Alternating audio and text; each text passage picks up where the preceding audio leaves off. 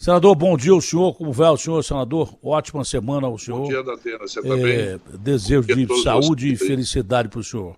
E o povo amazonense maravilhoso e o povo brasileiro. Senador, manifestações de ontem, como é que o senhor entendeu? Alguns disseram que foi esvaziado ou não. Bom, eu tenho mais ou menos uma forma de pensar, né? Me perguntaram, você como candidato à terceira via, não vai às ruas? O Bolsonaro foi às ruas, você viu no que deu, né? O Brasil ficou de ponta cabeça, tivemos perto de uma ruptura institucional, não adiantou nada. Eu perguntei um dia antes, Bolsonaro vai para a rua, vai baixar o preço do combustível, o preço do arroz, o preço do feijão? Não vai abaixar nada.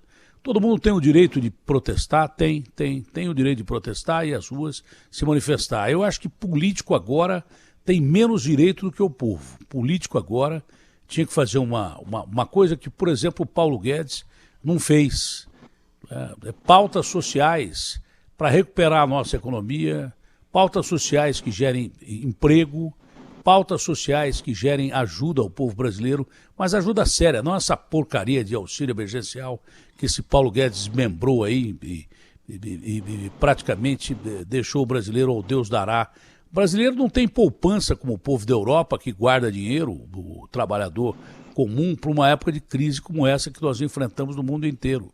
E lá o cara para ficar em casa, Estados Unidos 12 mil, na Inglaterra 20 mil, na Itália 7 mil. Aqui o cara ganha R$375 fracionados. Então eu acho que os políticos deviam pensar em pautas, mais do que políticas, pautas de política social. É isso que eu acho. Acho que os políticos deviam parar de fazer campanha para a presidência da República, desde o presidente da República aos opositores dele. Eu mandei um recado lá ao Diego do antagonista, saiu um pedaço do recado, não inteiro, mas ele dizia exatamente isso que eu estou falando agora. Político devia esperar para fazer política no momento certo. E não ir às ruas para reivindicar ser candidato à terceira via, segunda via ou primeira via.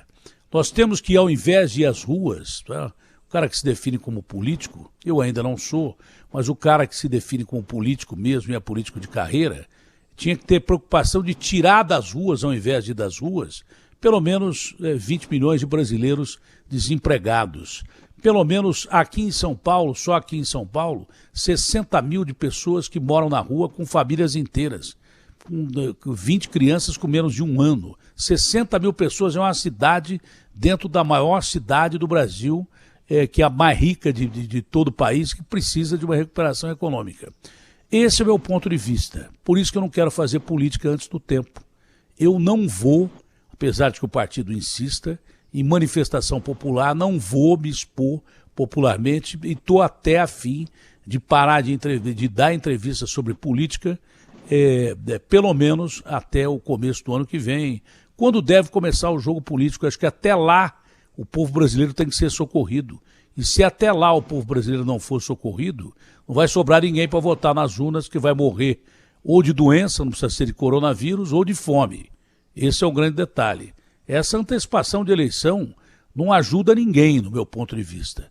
Não ajuda ninguém. O povo tem direito de ir para a rua, ele se manifestar, mas essas manifestações, por parte do político, são fora de hora, porque, no meu ponto de vista, o cara, ao invés de fazer campanha, ele devia ajudar, é o povo.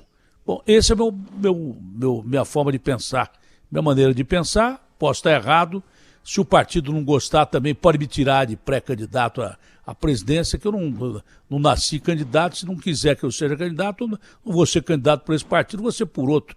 Tem um monte de partido atrás de que eu seja candidato para isso, para aquilo, para senador, para governador e até para presidente também.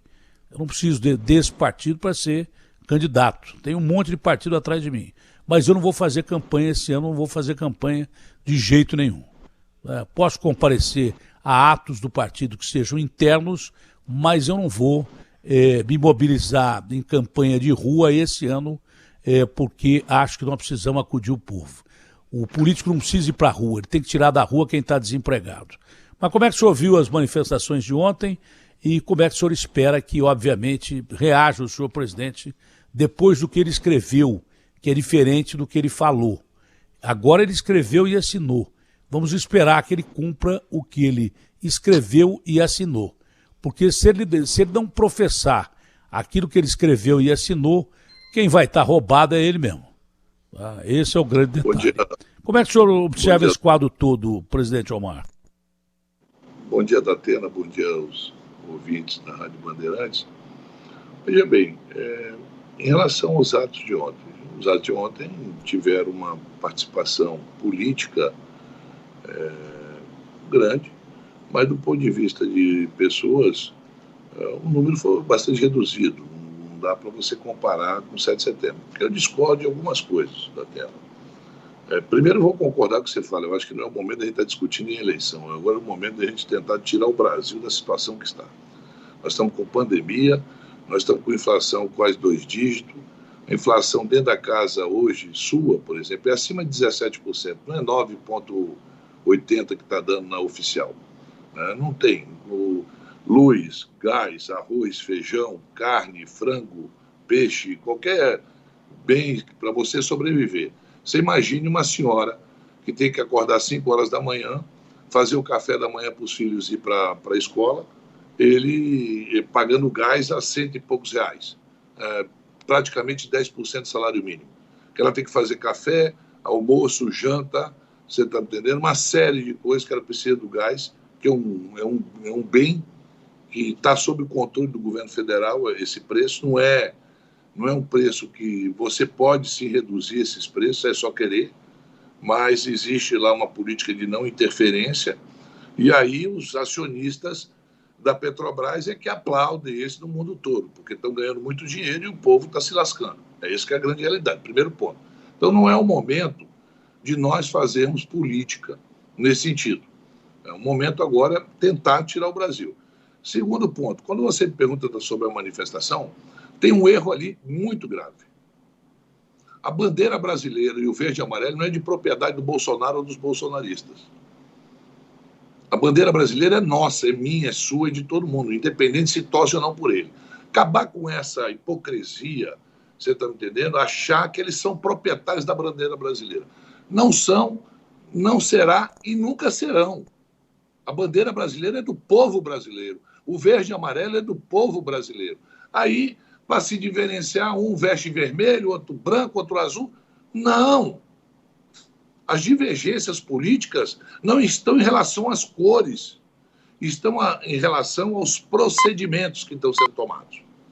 Quando você fala em política, é lógico que quem está pautando a política hoje não é o centro, não é a esquerda, não é você, eu. Quem pautou a política desde o primeiro dia que assumiu o mandato foi o presidente Bolsonaro. Porque todas as ações dele sempre foram políticas. Não há uma política pública de distribuição de renda que vai gerar emprego, como você falou. Não é esse auxílio emergencial. O que gera emprego é dinheiro no bolso do consumidor. Né? São Paulo, que tem as maiores indústrias hoje, de todos os tipos de indústria em São Paulo, e ela não produz só para ela produz para o Brasil. As indústrias só vão gerar mais emprego em São Paulo se o consumo no Brasil for alto e o poder aquisitivo for alto. Com o poder aquisitivo que nós temos, mal dá para você se alimentar uma semana. Mal dá para se alimentar uma semana. Então, isso é um ponto. Então, primeiro, eu discordo dessa questão de cores. O Brasil é um único país, não há divisionismo, tá certo? O Amazonas, ele respeita a bandeira brasileira, as cores verde e amarela, como São Paulo, como qualquer outro estado brasileiro. Então, eles se apropriarem e nós permitimos isso, é um erro nosso. Ontem era para, se tivesse 10 mil, 1 milhão de pessoas, eram para estar com a bandeira brasileira lá, com verde e amarelo. Ah, vou de branco. Vou de branco por quê? Por que eu vou de branco? Mudou as cores do Brasil? Vai de anil, né? vai estrelado, com os 27 estados e o Distrito Federal. Agora, achar que nós vamos estar disputando espaço entre cores, estamos enganados. Segundo, o que aconteceu no 7 de setembro foi um princípio de golpe, sim. Os caminhoneiros não pararam no Brasil aleatoriamente. Eles não sabem nem por que pararam, a grande maioria da terra. Não sabe. Deveriam parar contra o governo. Pelo preço do combustível, deveriam ter parado contra o governo. Né? A manifestação dia 7, que ele conseguiu inverter de uma forma muito fácil, veja bem, você não vai colocar milhões de brasileiros na rua por causa do ministro Alexandre de Moraes. Me desculpe. O ministro Alexandre de Moraes é mais um ministro de uma corte de 11. Aí separa o Brasil por causa do Alexandre de Moraes, por causa do Barroso. Separa o Brasil, né, para caminhoneiro, as pessoas ofendendo o Supremo, as instituições, porque não foi só o Supremo, se ofendeu instituições, se ofendeu o Congresso Nacional, né, por causa de um ministro. A gente beirou o abismo. Nós beiramos o abismo. Você tem razão. E depois ele vai, faz uma carta, que até disse, eu espero que seja genuíno, e não para provar somente a questão dos precatórios, que eles têm interesse, um interesse muito grande dos precatórios, para tentar lançar um programa eleitoreiro. Eu espero que seja isso. Né? Aí você não vê, da parte do presidente, depois de quase 3 anos no governo, no dia 7 de setembro, falar qual é o legado dele. Olha, nós fizemos agora, até agora, isso, está programado isso ainda, nós vamos fazer isso. Agora, aí parte para cima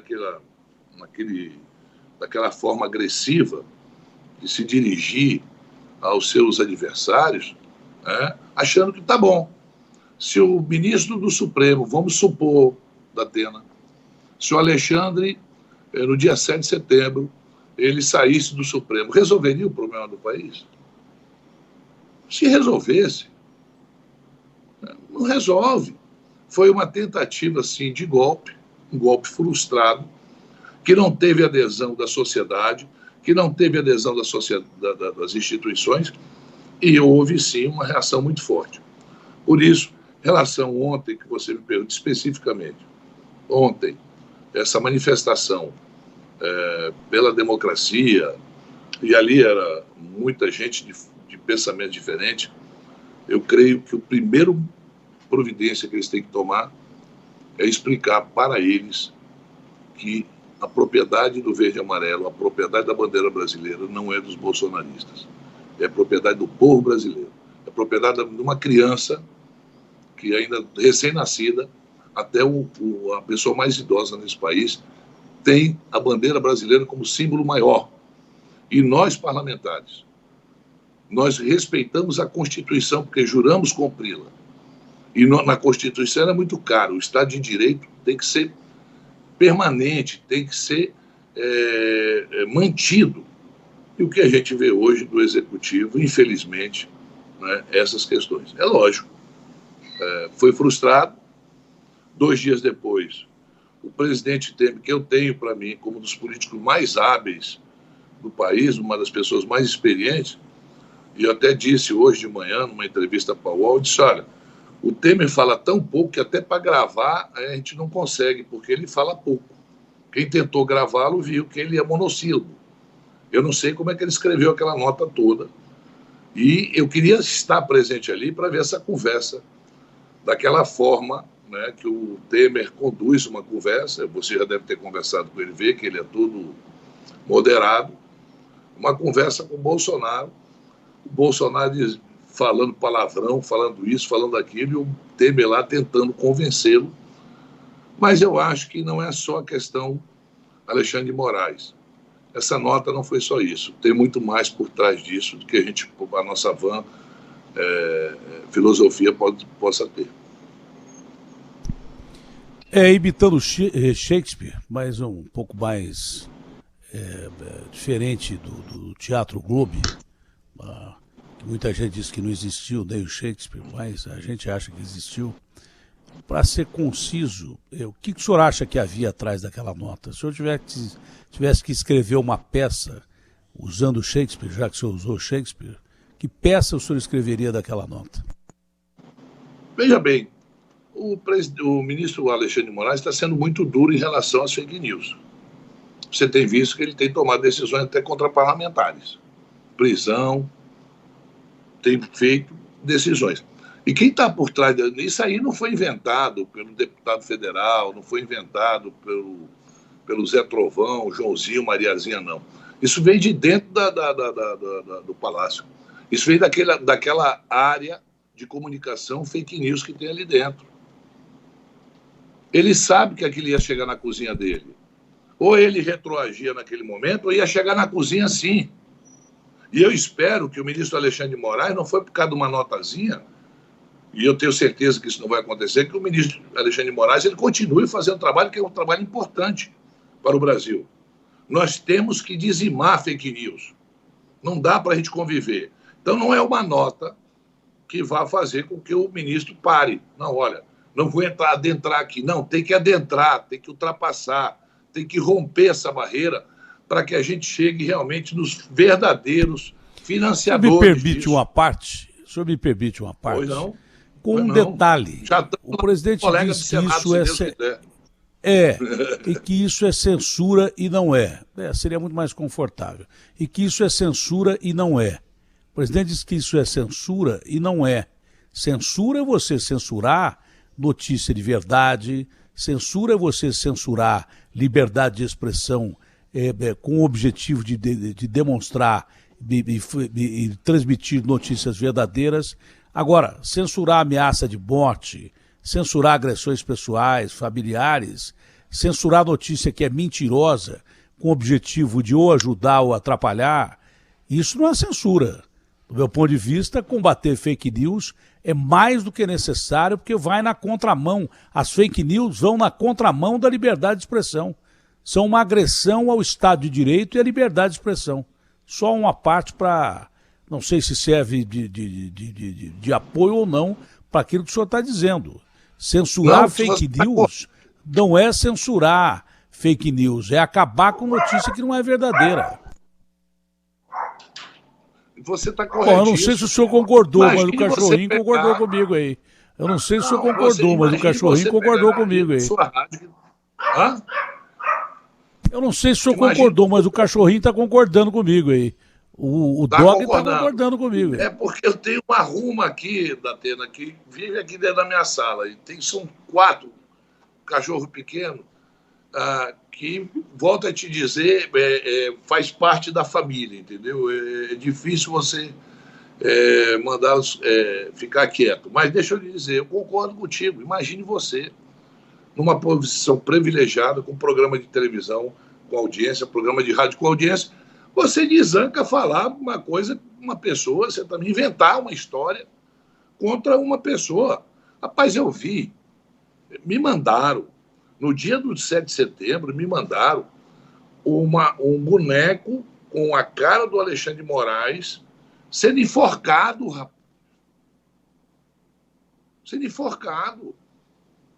Então, Datena, imagina, você é crítico. Quando eu tenho que elogiar, você diz, olha, isso está correto, isso não está e tal. As pessoas, algumas pessoas, eu não posso dizer todas, que torcem, que vibram com o presidente Bolsonaro, eu fico até preocupado, porque eles conseguem inverter. Depois daquela nota, houve uma chuva, assim, uma ducha de água fria em cima dos bolsonaristas. Não demorou meia hora, já tinha nego lá se justificando, não, porque a Bíblia fala que é preciso recuar, porque você tem que ter uma face quando bater numa para bater na outra. Começam a criar, né? Parece assim uma coisa do Jim Jones, de uma coisa que nos preocupa muito, porque até onde pode chegar esse fanatismo. Por isso, volto a repetir, Datena, nós que fazemos oposição a atos antidemocráticos, à volta da ditadura, a golpe, a fechamento de instituições, nós não podemos permitir que ele se aproprie da bandeira amarela, verde e amarela. Nós não podemos permitir isso. Senão, os brasileiros contra os inimigos da pátria. Nós não somos inimigos da pátria. Pelo contrário, nós queremos preservar a democracia. Pelo contrário, nós queremos que o país possa voltar a crescer. Nós lutamos, você, eu, a CPI, lutamos para diminuir o número de mortes se as pessoas fossem vacinadas. Senão, até hoje, ele estava com aquele discursinho de imunização de rebanho, tratamento precoce, essa vacina da China não presta, e depois, nessa quinta-feira, foi uma data histórica, isso é uma data histórica. O presidente fez autocrítica em relação à China. Todos nós brasileiros sabemos da importância da China para a economia brasileira. O presidente até então não sabia. Fez autocrítica, dizendo da importância da China na produção de vacina e na economia mundial. Então, deixar com que essas pessoas, porque veste verde e amarelo, sejam donas da verdade e nós inimigos da pátria? Porque eu não visto uma camisa verde e amarela, eu sou inimigo da pátria, você é inimigo da pátria? Então, essa manifestação teve esse erro. Nós não estamos atrás de discursinho, não. Nós estamos lutando por uma causa maior, é manter o Brasil um país democrático, que se respeite o cidadão brasileiro, mas que se possa medir o que se vai falar. Não dá para você. Tanto é que essa nota dele, ela não tinha essa versão de democracia, de fazer autocrítica em relação ao que ele atacou as instituições, que um dia antes, no dia 6 de setembro, ele editou uma medida provisória, tá certo? Essa medida provisória permite fake news, permite o que quiser. Por quê? Porque ele sabia que no dia 7 de setembro as injúrias, os ataques, principalmente contra o ministro Barroso e o ministro Alexandre de Moraes, contra o Supremo, seriam muito grandes. Tanto é que no dia 7, após essa manifestação, no dia 8, ele levou 2 mijadas de potó. Eu não sei se você já ouviu falar que aqui no Amazonas tem um mijada já, potó não. Pois é, mijada de potó. Depois pode procurar quem está nos ouvindo o que é mijada. O potó, ele faz uma ferida com a urina dele, queima a tua pele. Ele levou uma mijada de potó do Luiz Fux e levou uma mijada de potó do Barroso, nos 2 discursos que eles fizeram, um no Supremo e o outro no Tribunal Superior Eleitoral. Como é que o senhor analisa o papel do presidente do Congresso, do Senado, desse momento de crise? Ele tem sido muito ponderado. Tem sido ponderado, eu acho que se posicionou da forma dele, porque não adianta você mudar a natureza da pessoa. Como eu não acredito que o Bolsonaro vai mudar a sua natureza, eu não acredito que você vai mudar a sua natureza, nem eu vou mudar a minha, não espere que o meu presidente lá, que eu tenho respeito, votei nele, o Rodrigo Pacheco, vai mudar a sua natureza. Ele tem aquela natureza, é um político hábil, é mineiro, tem essa mineirice dele. Não sei se você chegou alguma vez a conversar com o Tancredo Neves.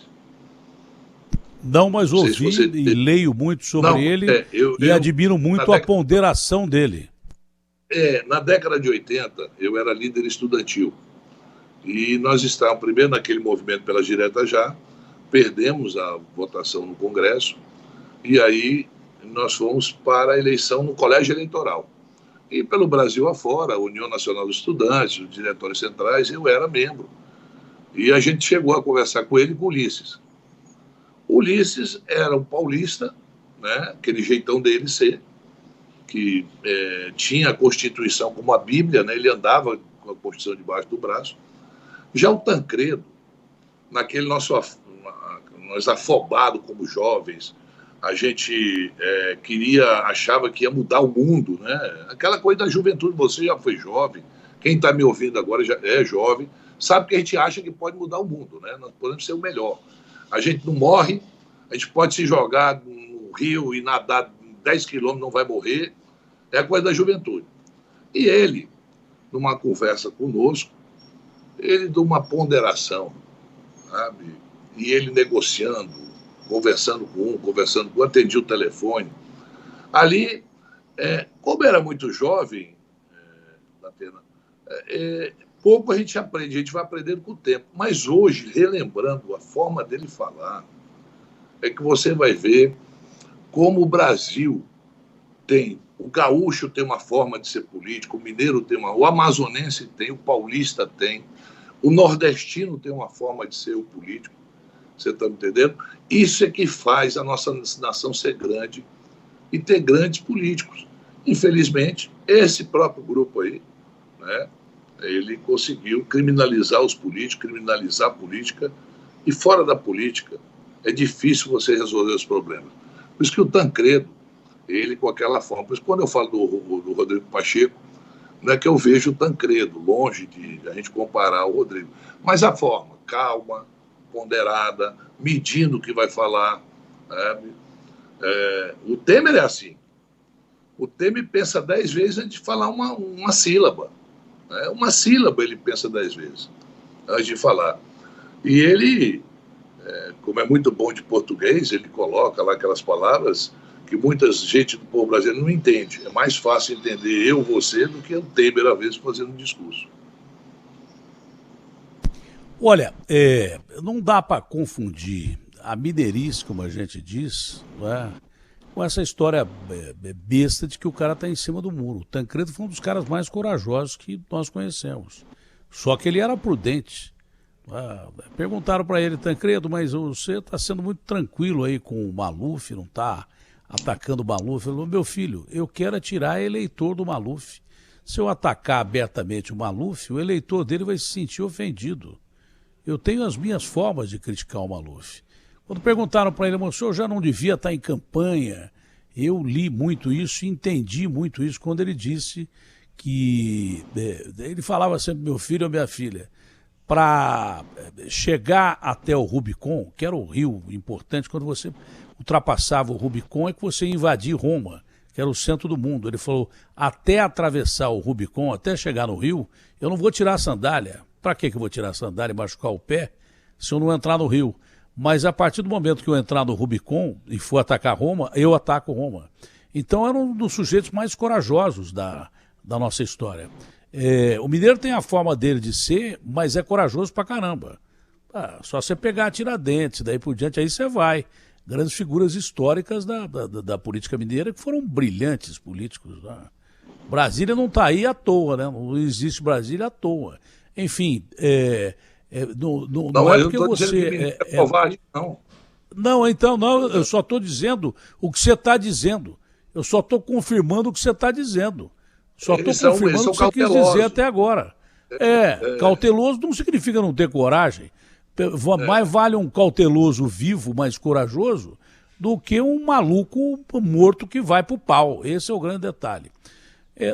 Não tem a ver com essa pergunta, mas, no fundo, tem a ver. É o seguinte, o presidente Jair Bolsonaro, numa situação muito boa, ele reage muito mal. Numa situação regular, ele reage muito mal. Nessa situação, depois dessa carta, haverá provocações pra caramba, porque a vida é assim. A vida é assim. Né? E nós estamos há um ano de uma campanha política. Por exemplo, já começa o teste agora com essa votação do Supremo sobre as armas.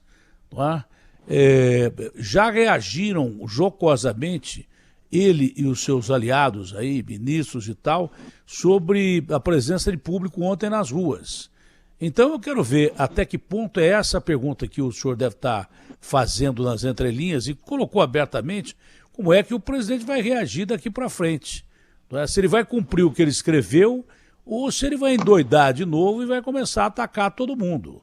É isso que a gente espera. Agora, ele deve ter percebido que não tem apoio de instituições, principalmente das Forças Armadas. Porque, como o senhor disse, se ele tivesse apoio total e restrito das Forças Armadas, eu não sei se a gente não estaria hoje vivendo períodos difíceis e enfrentando mesmo uma situação de ruptura social com um golpe ou coisa parecida. Então a pergunta é, como é que o presidente vai reagir daqui para frente?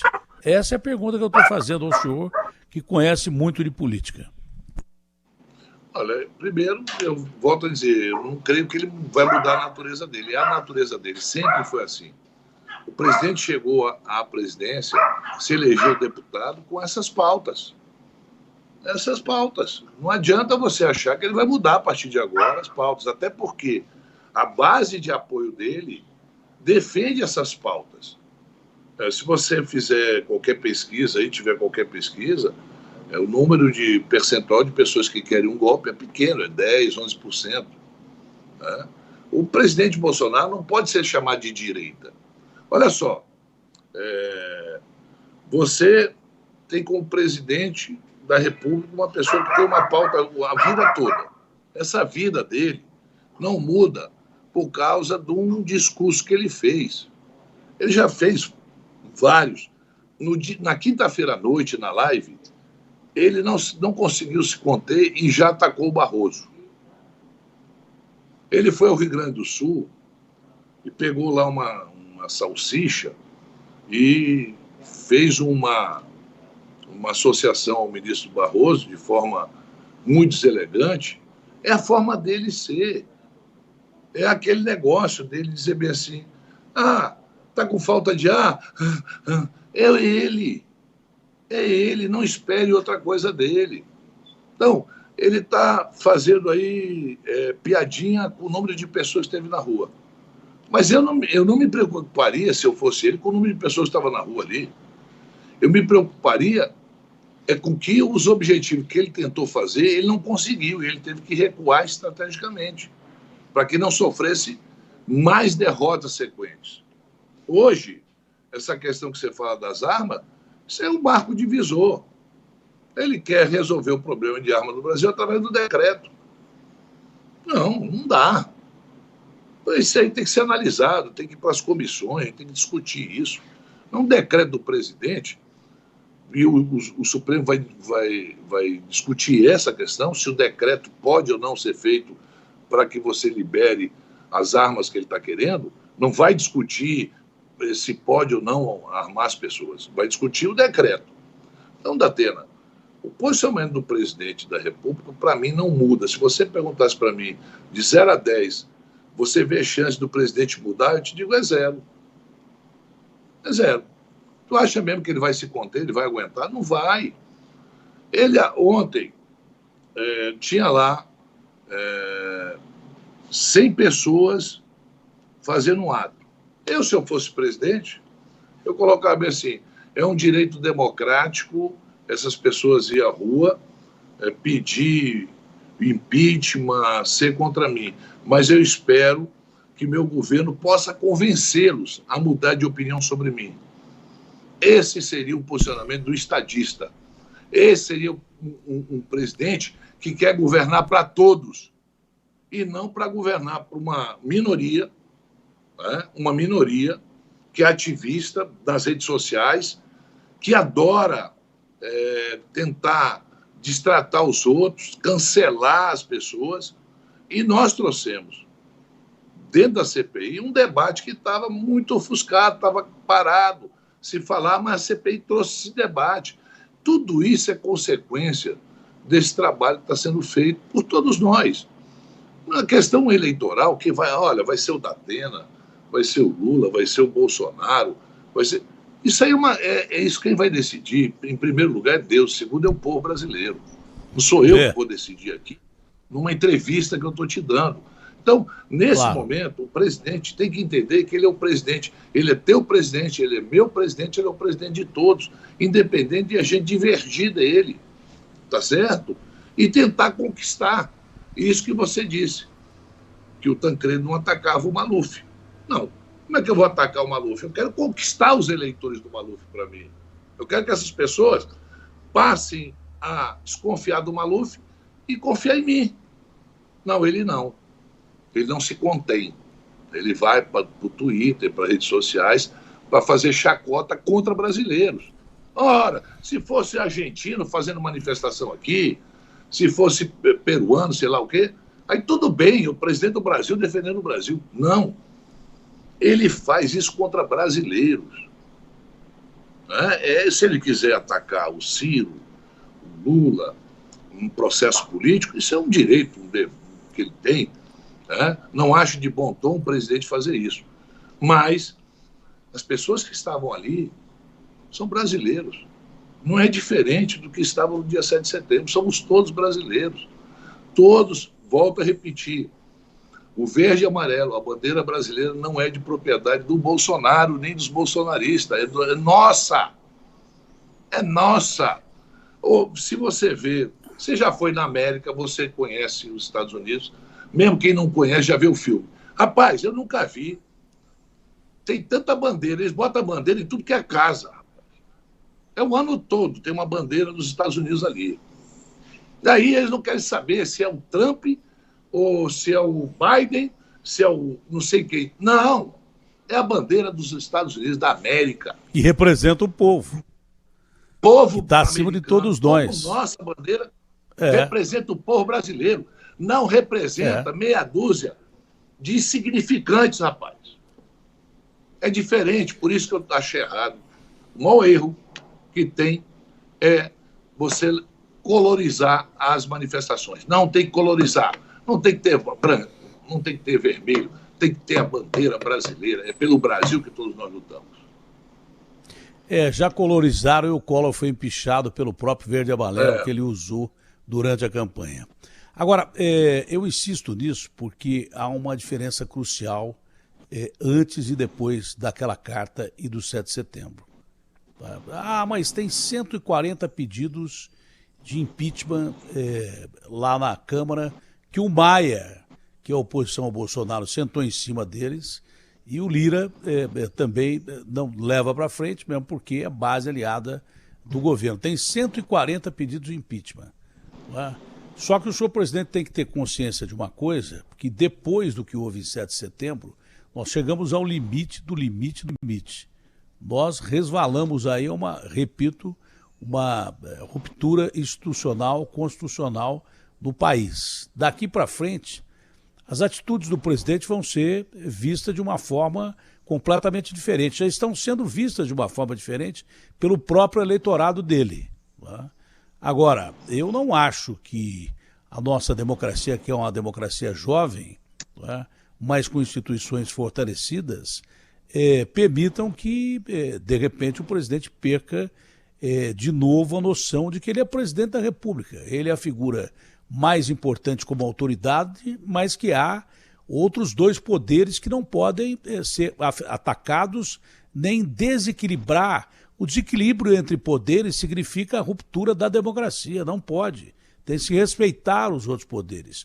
Você pode até não gostar de um cara que esteja no outro poder, mas como presidente da República você tem que respeitar a instituição a qual ele representa. Se você atacar o cara, você vai atacar a instituição. O equilíbrio não pode ser perdido. Há uma diferença entre 140 pedidos de impeachment que lá estão. Eu não estou fazendo essa pergunta como muito candidato, e nem poderia fazer, como candidato à terceira via, que quer o impeachment do Bolsonaro, que seria mais fácil se não tivesse o Bolsonaro na frente para ver uma terceira via se viabilizar e enfrentar o Lula.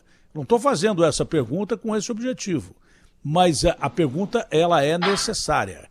A partir de agora, essa palavra impeachment que tinha sido esquecida foi lembrada pela CPI quando a roubalheira resvalou o Planalto por causa de vacina, de remédio, enfim, de condução da crise pandêmica. A CPI serviu para isso e agora a palavra impeachment começou a ser falada de novo por opositores que alguns pensam mesmo em tirar o Bolsonaro do jogo para ficar no lugar dele, né? Agora, todo mundo está ciente de que o limite foi atingido, daí não pode passar. Então, talvez a palavra impeachment daqui para frente tem que ser melhor cuidada pelo próprio presidente. Ele tem que tomar cuidado, porque quem está decidindo isso pode ter pego 30 bi de emendas parlamentares, cargos ou coisa parecida, mas serão candidatos ou terão candidatos a apoiar nas eleições que vêm. Eu acho bom todos tomarem cuidado, mas principalmente o presidente da República, porque a palavra impeachment, que tinha sido esquecida, foi lembrada pela CPI por atos que podem ter sido cometidos pelo próprio governo, por prevaricação e coisa parecida, por atos de gente muito ligada ao governo.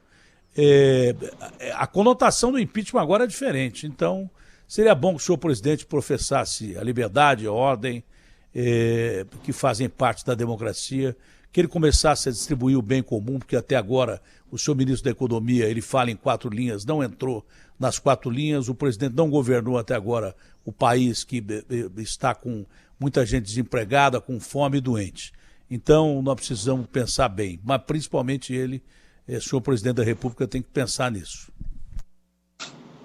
O presidente Arthur Lira, Datena, ele é um político experiente, que é corajoso. Ele não é covarde. Subiu o tom. Ele é um cara corajoso. Ele é corajoso. Subiu o tom. Eu conheço bem ele, eu sou muito amigo do pai dele, que foi senador comigo, é um homem correto, decente, tem um carinho muito grande pelo pai do Arthur.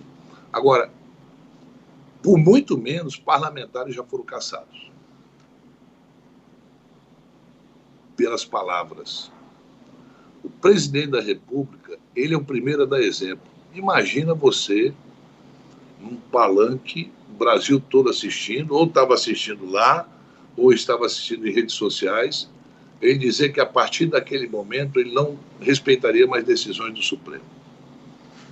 Veja bem, ele chama para o caos. Ele chama para o caos.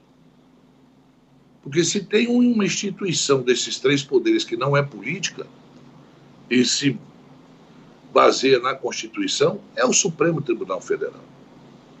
Veja, quem pede a prisão de algumas pessoas que o Alexandre de Moraes tomou e decidiu.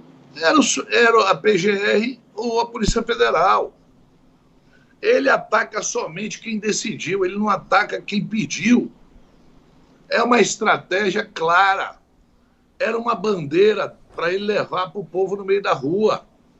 Não era uma bandeira dele. Por que ele não falou absolutamente nada contra a doutora Lindora que pediu? A doutora Lindora assinou lá o pedido. A Polícia Federal faz solicitações ao ministro Alexandre de Moraes. Não é só quem decide, não. Quem pede também, baseado no que pediu. O juiz, nesse caso o ministro Alexandre de Moraes, ele dá uma decisão baseada naquilo que é encaminhado a ele. É ele. Que diz ali o seguinte, o cara ameaça o Alexandre de morte, ameaça não sei o quê, fala isso, fala aquilo. Hein? Olha, eu conheço, já tive várias conversas com o ex-deputado, hoje, Roberto Jefferson.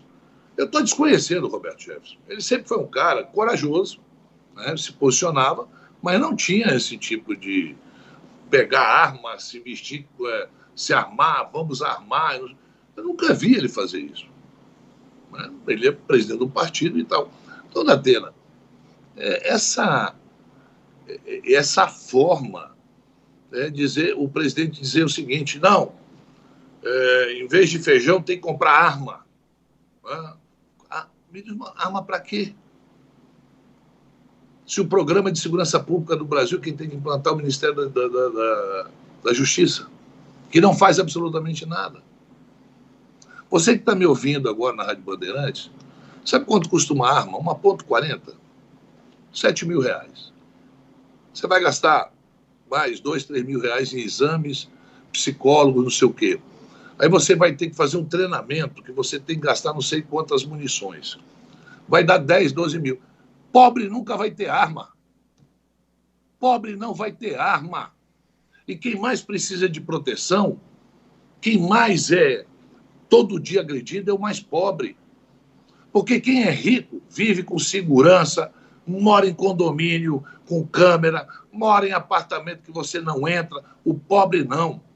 O pobre, ele é toda hora. Uma criança sai da escola para andar 2 quarteirões para chegar na casa dela, ela é molestada, e não tem ninguém, não tem um policial ali, não tem absolutamente nada. Isso é no Brasil todo. As facções agora, presidente Bolsonaro, estão recrutando os nossos jovens para ser traficante. São facções estão elegendo político em cargo importante da nação todo dia. Então não é de hoje. Quando fala em arma para quê? Se fosse para resolver o problema do povo brasileiro, dar uma arma para cada um, então cria o Bolsa Arma. dá o Bolsa Arma, cria o Bolsa Arma, que aí todo mundo vai ter arma. Agora, você quer, sabe quem você quer armado? Você quer armado pessoas que já têm um poder aquisitivo e têm segurança, já vive bem. Porque quem ganha salário mínimo nunca vai ter condições de comprar uma arma, presidente. O senhor beneficia setores, quando o papel do presidente é beneficiar uma população toda, independente se concorda ou não com o senhor. Por isso eu volto a repetir aqui, Datena. Muita arma pode ser comprada por facção que vai usar laranja. Muita arma pode ser comprada oficialmente por facção que vai usar laranja. A sua assessoria me pede para encerrar. Eu não sei, eu acho que algum assessor seu está fazendo o cachorro latir para eu parar com a entrevista. Mas diz que a sua agenda não permite. Eu até tirei o papagaio aqui da sala, porque o papagaio estava gritando muito. Eu botei o papagaio lá no fundo do quintal. Depois eu vou lá falar com ele pessoalmente. Eu vou lá dar a folha de alface que eu dou para ele. Alface não pode dar, mas de vez em quando ele come. Mas eu vou lá falar com o papagaio mais tarde. O papagaio estava gritando aqui. Mas o senhor tem agenda e a entrevista tem que ser encerrada. Eu respeito muito meus colegas jornalistas. O senhor tem mais alguma colocação importante a fazer? Não, é dizer a você, Datena, que nós estamos chegando no final da CPI. Essa semana nós vamos ouvir. Acabou de sair uma decisão do juiz para que, coercitivamente, o Tolentino seja levado para depor, caso ele não compareça. Nós vamos ouvir o Tolentino, Marconi, a Prevent Senior será ouvida essa semana. Temos algumas informações que espero que seja esclarecida pela CPI. Nós não estamos aqui para prejudicar absolutamente ninguém, mas o esclarecimento é preciso ser dado. E dizer a você que sempre estaria à disposição para que a gente fale. Não é só, veja bem, hoje o Brasil precisa do debate. Um debate sóbrio, sem agressão, é um debate que vai melhorar a nossa qualidade de vida. E voltar no início que você falou. Você está correto, Datena. Não é o momento da gente debater a eleição ano que vem. Não é o momento. Não é o momento de a gente fazer aglomeração para dizer que eu sou mais forte que você. Não é o exército que vai ganhar essa luta na rua. Não é a luta de quem tem mais gente na rua. Não é. Hoje, o exército e as pessoas, as instituições, nós podemos manter a democracia, fazer com que o país volte a crescer, a gerar emprego. E você disse uma coisa que me chamou muita atenção, que tem 60 mil famílias nas ruas de São Paulo. Aqui deve ter 4 ou 5 municípios, de 61 municípios, eu acho que 4 ou 5 tem acima de 60 mil. O resto não tem. Manaus, Parintins, que você já esteve, Itacoatiara, Manacapu. Quer dizer, é um número que dá para contar nos dedos de uma mão. 60 mil é apenas 4 ou 5 municípios no estado do Amazonas que tem acima de 60 mil habitantes. E em São Paulo, só São Paulo, tem vários municípios do Amazonas morando na rua. Como tem vários municípios do Nordeste, como também tem vários municípios do estado de São Paulo. A cidade que eu nasci, por exemplo, Garça, eu não sei se tem 60 mil habitantes. Galha, eu não sei se tem 60 mil habitantes. Bauru tem, Marília tem, mas ali, Galha e Garça, eu não sei se tem, eu não fui procurar saber. Porque eu nasci no interior de São Paulo, em Garça. Então, dizer para você, Datena, que eu não sei, juro para você, que nós vivemos um momento tão difícil, uma má distribuição de renda, e ninguém, quem está me ouvindo, muita gente agride, xinga essas pessoas. Ninguém vai morar debaixo de uma ponte. Como eu digo aqui no meu estado, ninguém vai morar na beira do Igarapé porque gosta. Vai por necessidade. Vai porque não tem para onde ir. Essas pessoas, elas estão hoje no looping da sociedade, estão à margem da sociedade. São pessoas que nós temos que resgatar. E há formas, né? Nós não temos hoje programa de habitação, nós não temos programa de renda mínima, nós não temos programa de segurança, nós não temos um programa de saúde. Aí em São Paulo, tem milhões de paulistas que saíram da Covid com sequelas gravíssimas, que vão precisar eternamente do SUS. Porque são pessoas humildes que precisam de um fisioterapeuta, precisa do médico de cabeça, de um cardiologista, precisa de atendimento psicossocial e também, muitas vezes, para que possa voltar a se locomover. Essa que tem que ser a nossa luta nesse momento, e não tratar sobre a eleição do ano que vem. Bom, a sua linda Garça, onde você nasceu e deve gostar pra caramba, é linda, onde eu joguei futebol. Eu joguei futebol lá com times. Você foi do time de Garça? Não, joguei contra time de Garça. Eu sei, mas eu joguei não na época do Félix. Na época do Félix eu tinha 13 anos, mas pouco depois eu joguei contra time de Garça, jogando pelo Botafogo de Ribeirão já algumas vezes. Bom, tem 41 mil habitantes, você tinha razão, não tem 60 mil. Abraço grande ao senhor, saúde ao senhor. Tem uma Garça, tem uma Garça no estado de São Paulo. E mais 20 mil habitantes. E mais 20 mil habitantes. Porque tem 41 mil, tem uma Garça e mais 19 mil habitantes. É isso que a gente precisa preocupar, tirar esse povo da rua. A Galha não tem, se tiver 30 mil é muito, é menor. Senador, abraço grande, prazerão em conversar com o senhor. Senador, ótimo dia. Infelizmente a gente tem que encerrar a entrevista porque a sua assessoria, e eu respeito os meus amigos jornalistas da sua assessoria, pedem para que a gente encerre a entrevista, que o senhor tem compromisso. Abração grande ao senhor e obrigado pelo espaço importante do seu dia que o senhor cedeu a gente. Eu que agradeço, Datena, um grande abraço e um bom dia a todos os brasileiros que moram na cidade de São Paulo. Bom dia, senhor. É um prazer conversar com o senhor.